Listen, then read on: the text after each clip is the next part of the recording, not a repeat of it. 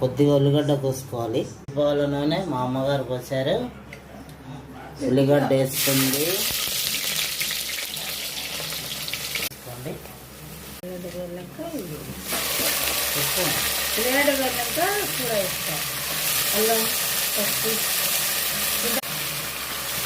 చేసుకోవాలి.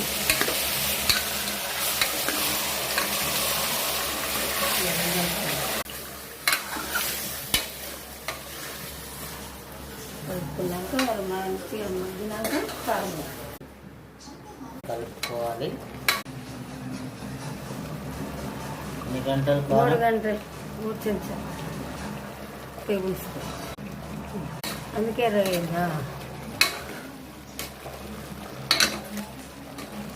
లైట్గా ఉప్పు వేసుకోండి. వాటర్ పెట్టాలి. కుక్కర్ మొత్తం 4 విజిల్లు అయినాక చికెన్ టేస్ట్